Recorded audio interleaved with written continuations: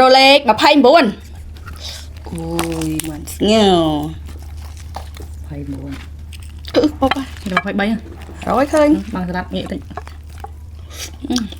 Ôi mong mai sụt bọc cơ. Phay muối cùng phay muối ban ăn. À.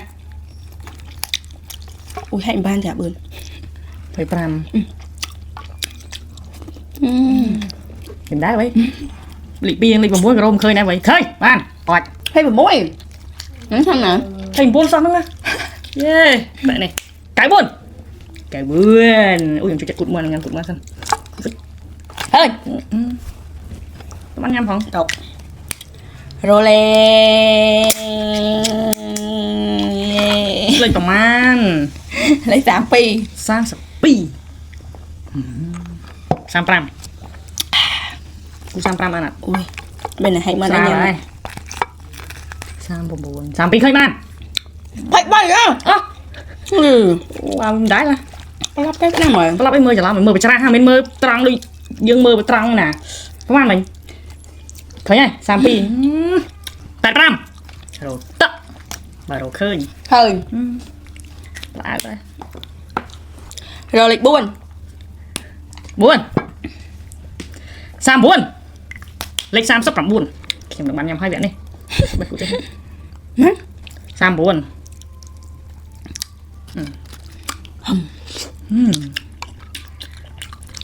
Sam buồn.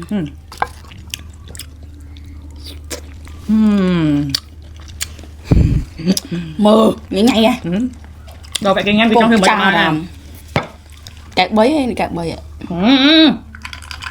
Sam buồn.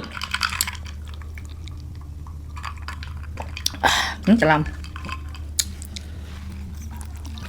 Ôi. Em tài đi tập lại. Lại trường cho bà. Bây giờ em mở mơ xanh. Nè mơ chị đa Rolex cho phải nhớ phải món ăn mà play. Vì khi cầm mình tha ở ban nhà món không đa Rolex đẹp.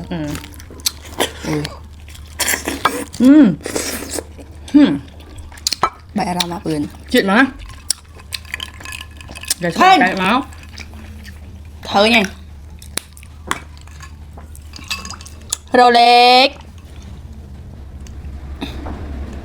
Lấy tấm ăn. Bạn bày. Bạn bay. Yeah.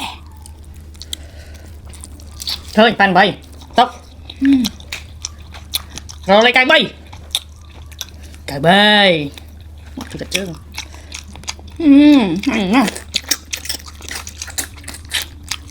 Chưa muốn cái ảnh. Bye bye. Tên mình khôi mình là ngày. Thật không? Mình sẵn nhằm nhằm lên. Nè. Thôi. 5 Ha, bằng muối. Dạ.